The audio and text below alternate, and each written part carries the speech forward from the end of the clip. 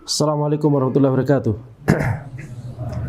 Innal hamdalillah nahmaduhu wa nasta'inuhu wa nastaghfiruh wa na'udzu billahi min shururi anfusina wa min sayyiati a'malina may yahdihillahu fala mudhillalah wa may yudlil fala hadiyalah wa asyhadu an la ilaha illallah wahdahu la syarikalah wa asyhadu anna Muhammadan abduhu wa rasuluh. Allahumma shalli wa sallim ala sayidina Muhammad wa ala alihi wa sahbihi ajma'in. Amma ba'd.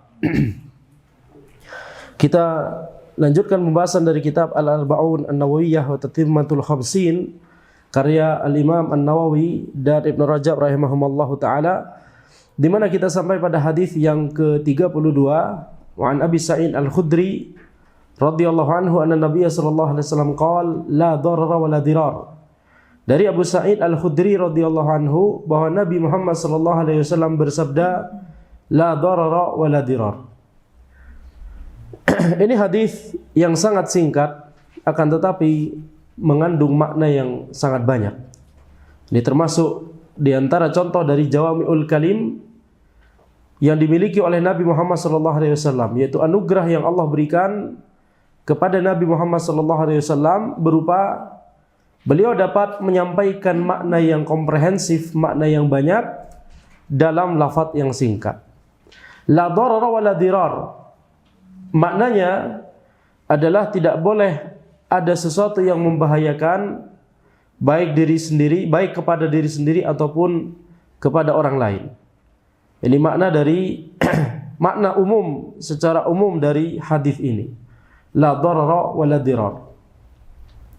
Maka hadis ini mengandung dua makna. Yang pertama adalah an-nafyu dan yang kedua adalah an-nahyu. Yang pertama adalah an-nafyu, yaitu penafian. Yang kedua adalah an-nahyu, yaitu larangan. Jadi ada dua makna yang terkandung dalam hadis ini. La darara wa la dirar. Bagi yang sudah belajar nahwu, ini adalah la an-nafiyah lil jins. La yang menafikan jenis. Itu apa? Yang dinafikan di sini bahaya. Tidak boleh ada bahaya, baik kepada diri sendiri ataupun kepada orang lain, ataupun secara umum kepada binatang misalkan. Ini dinafikan semuanya oleh syariat. Jadi makna pertama adalah penafian, makna kedua adalah larangan. Makna pertama yaitu penafian, maksudnya adalah Nabi Muhammad SAW menjelaskan bahwa di dalam syariat Allah Subhanahu wa taala itu tidak ada hukum dari Allah, tidak ada syariat dari Allah yang itu merupakan madarat. Tidak ada suatu hukum apapun yang ada di syariat Allah Subhanahu wa taala yang merupakan sesuatu yang membahayakan bagi manusia, bahkan bagi seluruh makhluk hidup. Kalau kita ambil contoh misalkan di salat misalkan, ketika seseorang sakit, maka syariat memberikan rukhsah, memberikan keringanan. Boleh bagi orang sakit untuk salat sambil duduk. Kalau tidak mampu, salat sambil berbaring. Dan yang paling utama, kalau dia masih bisa berbaring ke sebelah kanan, dia berbaring ke sebelah kanan. Jadi ini yang disebut dengan rukhsah. Nah, di sini syariat memberikan keringanan kepada orang yang sakit, itu berarti apa? Supaya tidak memberikan madarat kepadanya. Orang yang sakit di bulan Ramadan, boleh bagi dia untuk tidak berpuasa. Ini di antara uzur untuk tidak berpuasa di siang hari bulan Ramadan.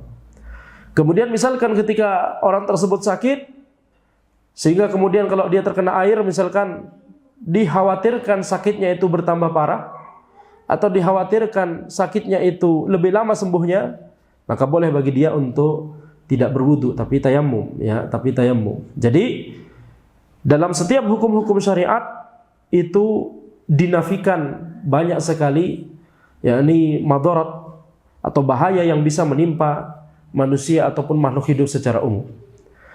Baik. Kemudian kita lihat misalkan di muamalat misalkan, di bab muamalat Ini banyak sekali hukum-hukum yang Allah tetapkan di dalam fikih muamalat, yang itu adalah untuk nafyud darar, yang itu adalah dalam rangka untuk menafikan, menghilangkan mara bahaya.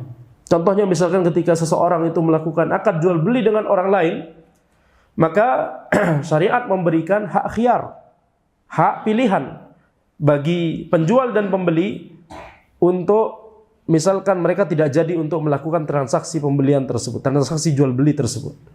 Jadi ketika misalkan selama penjual dan pembeli itu masih di majlisil akad, di tempat terjadinya akad jual beli tersebut, ya, pembeli belum meninggalkan toko tersebut, maka walaupun akad sudah terjadi, uang sudah diberikan, barang sudah diambil oleh pembeli, akan tapi pembelinya masih di situ, maka syariat itu memberikan yakni kelonggaran. Ada yang namanya khiyar majlis. Khiyar majlis itu adalah ketika pembeli atau penjual, terserah, salah satu dari kedua belah pihak ini atau bahkan keduanya mengatakan, ana tidak jadi melakukan akad transaksi ini.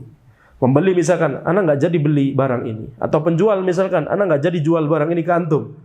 Selama masih di majelis tersebut, maka ada yang namanya khiyar majlis. Ini diantara kelonggaran dari syariat.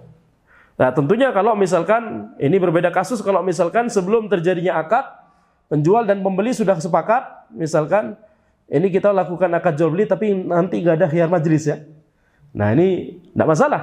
Mereka sendiri yang menghilangkan, menjatuhkan hak tersebut. Syariat memberikan hak kepada mereka, kelonggaran tersebut. Kalau mereka sendiri sudah sepakat kedua belah pihak untuk tidak ada khiyar majlis setelah terjadinya akad, ya silahkan. Tapi intinya syariat memberikan adanya hak khiyar majlis. Demikian pula khiyar aib. Kalau misalkan ternyata ada aib, maka pembeli boleh yakni mengembalikan, ya, boleh mengembalikan. Jadi kita lihat ini diantara bagaimana syariat itu memberikan perlindungan. Jadi perlindungan dari syariat baik kepada penjual ataupun kepada pembeli.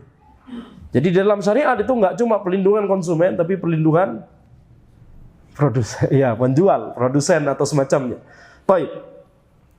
Ini banyak sekali contohnya, ya. Dan kaidah la dharar wa la dirar ini termasuk salah satu dari 5 kaidah fikih yang terbesar. Ya, 5 kaidah yang terbesar di ilmu fikih. Ada 5 kaidah yang itu nanti kita bahas nanti saja insyaallah ya. Jadi 5 kaidah tersebut itu berlaku di seluruh bab-bab fikih, tidak terkecuali dari masalah ibadat, dari masalah muamalat, dari masalah munakahat, pernikahan, dan dari masalah jinayat. Dan dalam masalah jinayat yaitu yakni hukum-hukum yang mengatur tentang kriminalitas, keputusan bagaimana qadhi, ya, bagaimana hukum-hukum terkait peradilan, qadhi menetapkan hukum, hakim menetapkan hukum, dan seterusnya. Jadi di sini la dharar wa la dirar ini salah satu dari 5 kaidah yang besar tersebut. Jadi makna pertama dari la dharar wa la dirar adalah menafikan madarat, yaitu bahwa tidak ada satupun hukum di dalam syariat Allah Subhanahu wa taala, tidak ada satu hukum di dalam sunnah Nabi Muhammad SAW yang itu memberikan madarat kepada makhluk. Ya, yang itu memberikan madarat kepada makhluk. Kalau misalkan seseorang itu menganggap ada madarat pada sebagian dari hukum Allah Subhanahu wa taala, maka ini adalah madarah mauhumah. Madarat yang tidak nyata. Seperti misalkan yang digaungkan oleh orang-orang kafir ketika mereka melihat wanita muslimah itu mengenakan hijab, mereka mengatakan ini adalah opresi, ini adalah mara bahaya, ini adalah madarat kepada perempuan. Ini adalah madarah mauhumah, madarah yang itu adalah hayalan mereka saja. Ya. Dan kalau kita melihat misalkan kita serahkan kepada peneliti dari orang kafir sendiri, yakni mereka meneliti bagaimana mereka membandingkan antara pakaian wanita di negeri barat, di negeri kafir di zaman dahulu tahun 1600, 1700, 800, 900 sampai sekarang. Ada yang meneliti mengapa kok bisa sampai berubah sebesar ini. Ya, pakaian di tahun 1600, 1700 kan mereka ada catatannya lebih lengkap daripada kita, daripada ya orang Indonesia, orang-orang Barat itu mencatat bagaimana pakaian wanita di zaman dahulu dan seterusnya sampai sekarang. Jadi kemudian mulai dipelajari apa yang membuat pergeseran ini. Intinya disimpulkan bahwa munculnya selebriti apa dan seterusnya. Ketika teknologi komunikasi mulai tersebar, kemudian ada yang namanya artis, selebriti begitu ya. Mereka meletakkan trendsetter. Mereka menjadi trendsetter, mengenalkan fashion baru, diidolakan oleh orang-orang sehingga fashionnya diikuti. Itu yang menjadi yang berkontribusi terbesar untuk mengubah fashion perempuan di negeri kafir dari tahun 1600-an sampai sekarang. Akhirnya apa mudaratnya? Kata peneliti ini mudaratnya adalah orang-orang di negeri barat, para wanita itu sudah tidak ada lagi yang mau menjadi ibu yang baik di rumah tangga. Apalagi nanti dibarengi dengan gerakan feminis. Laki-laki dan perempuan harus sama. Kemudian kerja juga di luar. Habis itu terserah, apapun itulah, terserah ya. Jadi efeknya beruntun sehingga Sehingga kesatuan terkecil yang seharusnya itu sangat dijaga, yang itu membentuk komunitas yang baik yaitu keluarga di sana menjadi hilang. Keluarga di sana menjadi sesuatu yang langka. Mereka lebih suka untuk yang penting kita tinggal serumah, punya anak, tapi kita nggak perlu nikah. Itu yang terjadi di negeri barat sekarang. Ya, itu yang terjadi di negeri barat. Sehingga kemudian kalau pisah udah selesai. Jadi banyak anak-anak yang orang tuanya entah sudah pisah, entah di mana dan seterusnya. Baik. Sekarang kemudian mereka menuju kepada kehancuran berikutnya, yaitu mereka sudah membiasakan di Inggris itu di tingkat TK itu sudah mulai diajarkan di textbook orang tua itu kalau dua-duanya laki-laki nggak apa-apa. Jadi digambar gambar buku TK, buku buat anak TK karena ada gambarnya ya. Anak kecil kemudian jalan sama kedua orang tuanya laki-laki. Coba bayangkan. LGBT ya. Ini menuju kehancuran berikutnya. Jadi kita lihat bagaimana ketetapan dari Allah Subhanahu wa taala, syariat dari Allah Subhanahu wa taala, sunnah yang diajarkan oleh Nabi Muhammad SAW itu adalah maslahat. Itu adalah maslahat.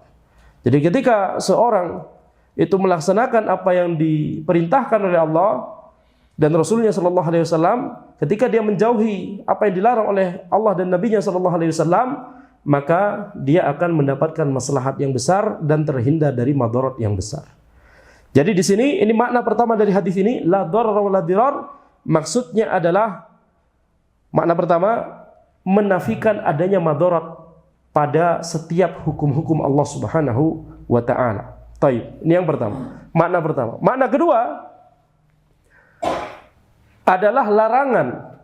Larangan untuk memberikan bahaya kepada diri sendiri ataupun kepada orang lain. Jadi la darara wa la dirar ini sebenarnya adalah hukum asalnya kalimat ini kalau di dalam bahasa Arab itu hukum asalnya adalah kalimat pertama, makna pertama tadi yaitu menafikan, tidak ada bahaya. Tetapi banyak sekali dalam bahasa Arab yang redaksinya itu berupa mengabarkan sesuatu atau meniadakan sesuatu seperti ini, nggak ada bahaya. Tapi sebenarnya maknanya adalah perintah. Atau sebenarnya maknanya adalah larangan. Atau sebenarnya maknanya adalah doa. Contoh misalkan, ini sudah Anda contohkan kalau tidak salah di pertemuan berapa? Misalkan jazakallahu khairan. Jazakallahu khairan, kita sering terjemahkan apa? Semoga Allah memberimu kebaikan. Akan tapi ini dalam bahasa Arab, makna asalnya adalah mengabarkan Allah memberimu kebaikan. Tapi jangan dipahami ini mengabarkan karena kita tidak tahu, betul tidak? Ini perkara gaib. Apakah Allah memberi dia kebaikan atau tidak? Ini perkara gaib.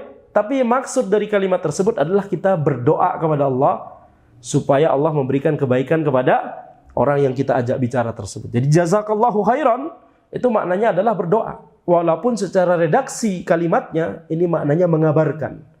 Rahimahullah misalkan. Rahimahullah. Ya, ketika kita menyebut nama ulama, Imam Syafi'i, Imam Ahmad, rahimahullah, rahimahullah, itu makna asalnya, redaksinya dalam bahasa Arab adalah Allah merahmati dia. Allah merahmati dia. Mengabarkan Allah merahmati dia. Akan tapi ini perkara gaib.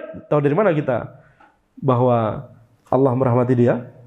Kita tidak tahu, ini perkara gaib. Tapi kita sedang mendoakan. Kita berdoa kepada Allah, semoga Allah merahmati ya ulama yang disebutkan namanya sebelumnya. Terserah. Misalkan contoh tadi Imam Syafi'i, Imam Ahmad, dan para ulama yang lainnya. Jadi kita lihat dalam bahasa Arab banyak sekali redaksi kalimat yang itu yakni secara bahasa maknanya sebenarnya adalah mengabarkan, tetapi sebenarnya dia bisa berupa perintah atau berupa larangan atau berupa doa. Nah, di sini la darar wa la dirar, dia makna asalnya adalah menafikan, tidak ada mara bahaya sama sekali di syariat, akan tetapi ini mengandung larangan. Tidak boleh ada bahaya. Jangan sampai melakukan sesuatu yang itu bisa menimbulkan madarat baik kepada diri sendiri ataupun kepada orang lain.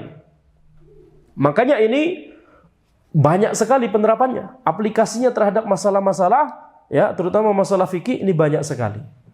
Ya, dalil haramnya bunuh diri misalkan. Nah, ini la darar wa la dirar. Dalil haramnya memukul orang lain, la darar la dirar.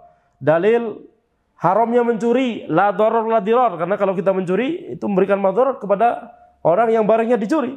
Jadi ini banyak sekali aplikasinya, ya. Makanya tadi kita sebutkan ini salah satu dari 5 kaidah terbesar yang ada di fikih. Baik.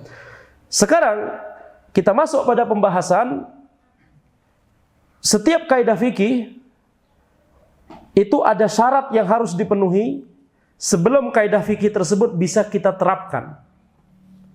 Sebelum kaidah fikih tersebut kita terapkan ke masalah real di kehidupan kita sehari-hari, siapa yang menerapkan? Yang menerapkan adalah para ulama. Bukan setiap dari kita. Yang menerapkan adalah para ulama. Makanya kalau misalkan yakni ada suatu masalah kontemporer, maka harus ditanyakan kepada ulama terlebih dahulu, apakah kita terapkan kaidah fikih ini kepada masalah ini? Apakah kita terapkan dalil ini kepada masalah ini atau tidak? Ya.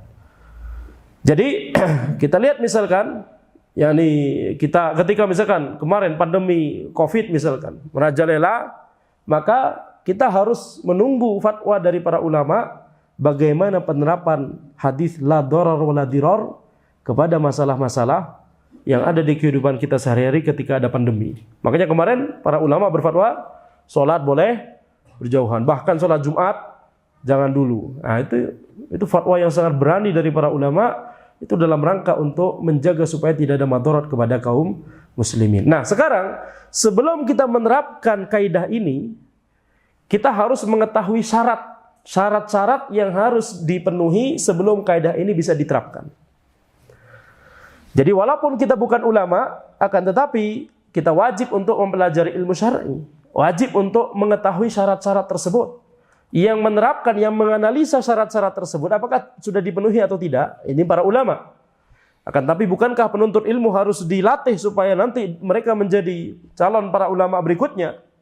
Dan bukankah walaupun misalkan ini penuntut ilmu pemula, tapi ketika dia mengetahui syarat-syarat tersebut, dia bisa mengetahui mana fatwa ulama yang benar, mana fatwa ulama yang tergelincir. Ketika mengetahui syarat-syarat tersebut, walaupun kita sendiri belum termasuk level ulama, akan tapi minimal kita sudah tahu patokannya, gitu ya. Tapi tetap yang harus menerapkan adalah para ulama mujtahidin. Jadi kalau ditanya apakah ada para ulama mujtahidin di zaman ini? Ada. Walaupun tidak harus tingkatannya levelnya seperti Imam Syafi'i. Karena pintu istihad tetap terbuka hingga hari kiamat. Ya, selama masih ada masalah-masalah kontemporer, maka selama itulah Allah Subhanahu wa taala akan menjaga syariat ini dengan cara tetap menjaga supaya ada para ulama mujtahidin di kalangan umat ini. Baik. Jadi syarat pertama supaya hadis ini, supaya kaidah fikih ini la darar wa la dirar itu bisa diterapkan, syarat pertama adalah bahwa madarat tersebut harus hakiki. Ad-darar ay yakuna ad-darar hakikiyan wa muhaqqaqan. Itu bahwa madarat atau bahaya tersebut itu harus bahaya yang kita yakin itu akan terjadi. Atau ada prasangka, ghalabatuz dzan, prasangka yang besar bahwa itu akan terjadi. Madarat tersebut bukan madarat mauhumah, bukan madarat yang itu cuma khayalan kita saja. Bukan madarat yang itu peluangnya kecil untuk terjadi. Akan tapi ini adalah madarat yang secara kita pakai akal, kita pakai hitung-hitungan manusia, tidak masalah. Secara pakai hitung-hitungan manusia, ini kayaknya menimbulkan madarat nantinya.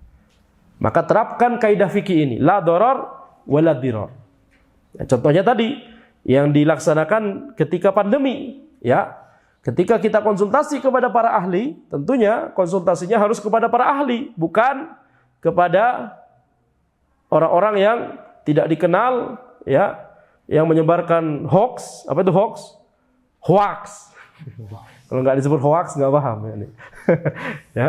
Jadi bertanya kepada ahlinya, apakah ini memang benar-benar bisa menular atau tidak? Bagaimana penularannya dan seterusnya. Setelah dipelajari secara komprehensif, ada datanya, ada buktinya. Nah, fatwa dibangun di atas itu. Kemudian contoh lain misalkan, ini contoh yang standar sebenarnya di kitab-kitab fikih dan kitab-kitab usul dan kitab-kitab qawaid, yaitu kalau misalkan terjadi fitan, terjadi huru-hara di tengah-tengah kaum muslimin, kemudian ada orang jual pisau dapur, habis itu ada orang beli pisau dapur. Kalau kita bayangkan, kalau kita merasa bahwa ini orang ini beli pisau dapur untuk digunakan untuk tawuran, misalkan ada tawuran misalkan, atau perang antar suku, perang antar daerah, nauzubillah min dzalik, ya. Kemudian ada orang yang jualan yakni senjata tajam seperti pisau dapur, yakni hukum masalah mubah pisau dapur. Betul? Tapi ada orang kemudian habis bersimbah darah sini misalkan itu ya, habis tawuran di situ mau beli pisau dapur ke kita. Gimana kira-kira? La darar wala dirar. Ya. Udah balik aja, yakni balik aja untuk ke rumah aja lah, nggak usah ikut-ikutan. Nah begitu ya. Jadi kita larang dia untuk membeli pisau dapur tersebut. Ini diantara penerapannya. Ini penerapan yang banyak, contoh yang banyak disebutkan oleh para ulama. Baik, jadi darar tersebut harus darar hakiki atau darar muhaqqaq, yaitu darar yang yang dipastikan atau kemungkinan besar itu akan terjadi. Kemudian syarat yang kedua adalah ad-darar la yuzalu illa bimithlihi. Ad-darar la yuzalu bimithlihi, yaitu madarat itu tidak boleh dihilangkan dengan yang semisalnya. Ad-darar la yuzalu bimithlihi. Madarat itu tidak boleh dihilangkan dengan madarat yang semisalnya. Jadi kalau misalkan kita mau menghindari suatu mara bahaya, tapi kemudian ketika kita menghindarinya malah kita melakukan mara bahaya yang levelnya sama atau bahkan levelnya lebih besar, tidak boleh. Contoh standar yang disebutkan oleh para ulama, ketika seseorang misalkan diancam untuk dibunuh misalkan, nauzubillah min dzalik. Kecuali kalau dia membunuh fulan. Antum bunuh fulan, kalau tidak antum yang dibunuh. Ini contoh yang disebutkan oleh para ulama ya, ini bukan contoh dari Anda sendiri. Maka orang tersebut harus menolak. Kenapa? Karena madarat membunuh fulan dengan madarat dirinya sendiri terbunuh. Ini sama-sama. Sama-sama bahayanya, sama-sama madaratnya. Taib, jadi ini tidak boleh dilakukan. Dia tidak boleh membunuh fulan tersebut gara-gara supaya untuk menyelamatkan dirinya sendiri. Ya, ini tidak boleh. Tapi kalau misalkan diancamnya, antum bunuh fulan, tapi kalau antum tidak mau maka berikan uang sekian dan sekian. Nah, madarat mengeluarkan harta sebanyak itu lebih kecil daripada madarat darah manusia tertumpah. Ya, jadi ini di antara penerapan yang disebutkan oleh para ulama. Taib.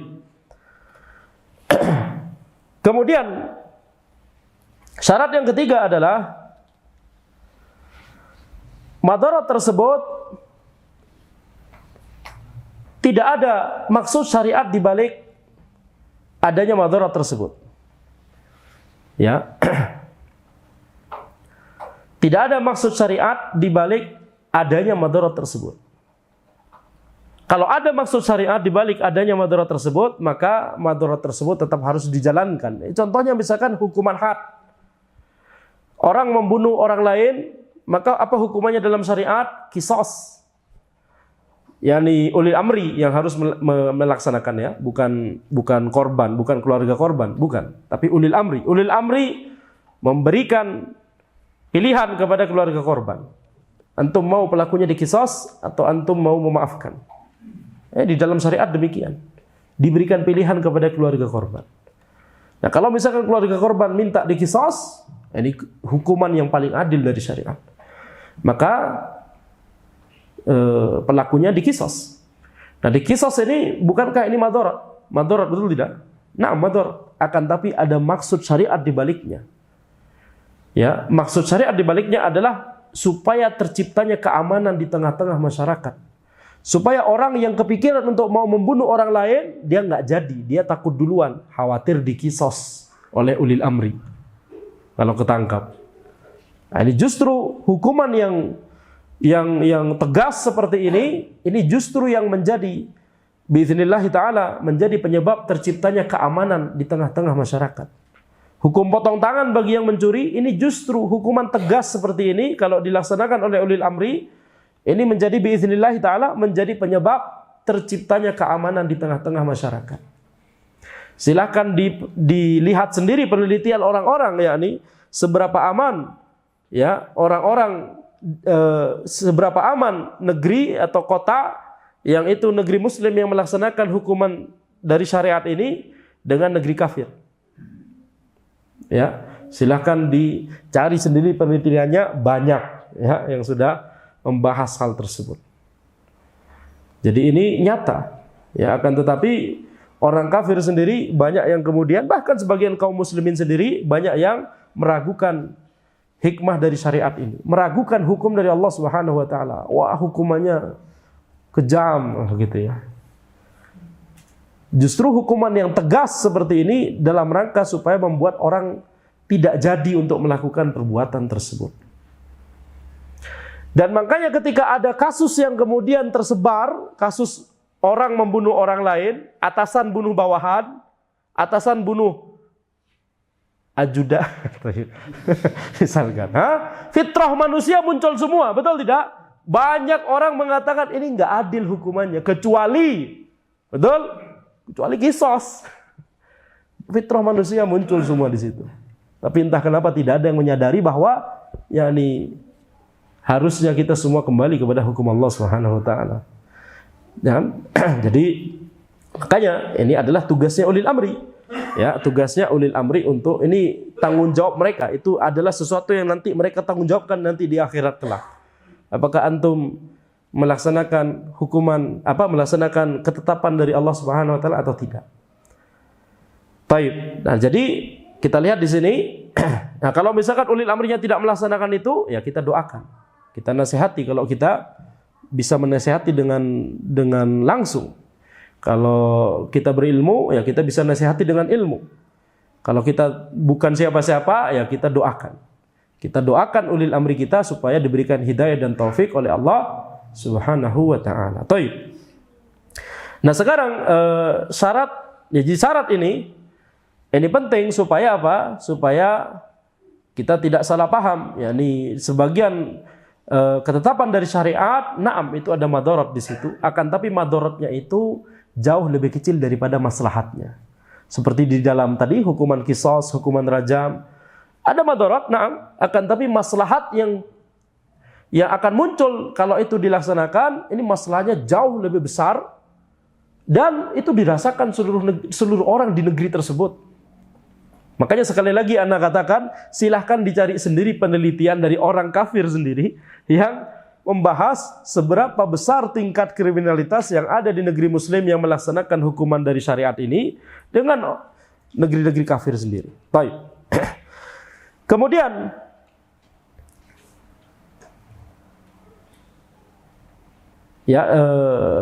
syarat berikutnya adalah madarat tersebut adalah madarat yang besar, bukan madarat yang kecil. Kalau madarat yang kecil, jadi kita yakin bahwa akan terjadi madarat, tapi madaratnya kecil, ya maka ini dimaafkan dalam syariat. Ya, dimaafkan dalam syariat. Nah, contoh favorit ana, ini contoh dari ana sendiri. Misalkan dosen ngasih tugas ke mahasiswa, betul tidak? Ya, ngasih tugas, dosennya killer, betul tidak? Telat, udah. Kalau telat, tutup pintu dari luar. Misal, ada madorot, akan tapi sedikit. Tapi maslahatnya lebih besar, melatih kedisiplinan bagi mahasiswa tersebut. Nah, jadi madorotnya ini doror hakiki ya, betul tidak? Doror hakiki. Kasih tugas, tugasnya 1 semester seluruhnya tugas besar semua. Ini nggak ada tugas kecil, nggak ada tugas besar, semuanya tugas besar semua. Itu dorornya itu jelas, bikin mahasiswa begadang terus, betul tidak? Ada doror hakiki, dorornya jelas itu. Tapi setelah itu semua berhasil dilalui oleh mahasiswa tersebut, nah, kualitasnya menjadi berbeda. Ya, jadi ini kita lihat madorotnya kecil, masalahnya jauh lebih besar, halas. Tidak masalah. Tapi tentunya kalau madorotnya itu menjadi besar begitu ya, ngasih tugas kebanyakan sehingga mahasiswa pada sakit semua, ya maka ini nggak boleh. Ya, ini tidak boleh. Jadi bahkan dalam kehidupan kita sehari-hari, ya, dalam kehidupan kita sehari-hari, ini penerapan la doror la diror ini sangat bisa kita terapkan. Ya, kalau dalam masalah-masalah yang itu tidak perlu istihad, masalah-masalah yang sudah jelas, orang awam menuntut ilmu itu sudah tahu, seperti tadi, ya, nggak boleh kita ngasih tugas kebanyakan ke mahasiswa. Atau ini silahkan diterapkan ke profesi lain, misalkan profesi dokter, misalkan, ya, profesi dokter, nggak boleh ngasih dosis kebanyakan atau terlalu sedikit, mungkin nggak tahu, madorotnya lebih kecil daripada overdosis ya. Tapi intinya adalah ini harus dipahami bahwa syariat itu melarang kita untuk memberikan mara bahaya kepada diri kita sendiri ataupun kepada orang lain di seluruh lini, di seluruh aspek dari kehidupan kita. Jadi makanya kalau di dalam dunia profesional misalkan tidak boleh malpraktek di dunia kedokteran, malpraktek di dunia engineering misalkan. Malpraktek di dunia engineering itu lebih berbahaya daripada malpraktek yang dilakukan oleh dokter. Malpraktek yang dilakukan oleh dokter, yang terkena madorotnya siapa? Pasien pada saat itu, betul tidak? Satu orang. Kecuali dokternya berkali-kali malpraktek.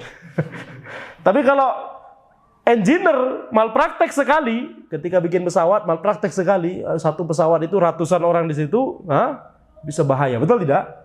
Jadi ini dalam dunia ilmu umum seperti ini penerapan la doror la diror ini banyak sekali. Ya, jadi silakan diterapkan kepada bidangnya masing-masing, ya, supaya kita bisa mendapatkan pahala. Ketika kita merenungkan poin ini, kemudian kita melaksanakan sesuatu berdasarkan hadis ini, berdasarkan kaidah fikih ini, la doror la diror, maka kita insya Allah mendapatkan pahala dari Allah Subhanahu wa Ta'ala. Taib.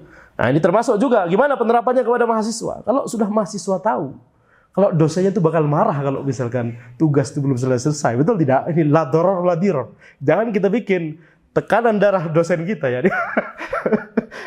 Ya, naik terus tiap pekan ya. Kita harus bereskan tugas kita tiap pekan.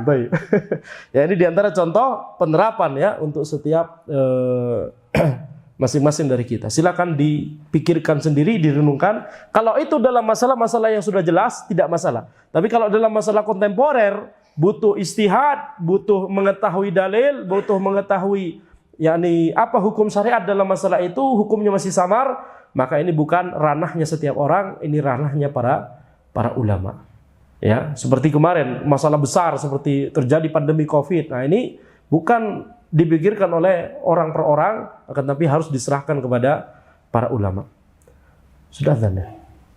Belum, taib.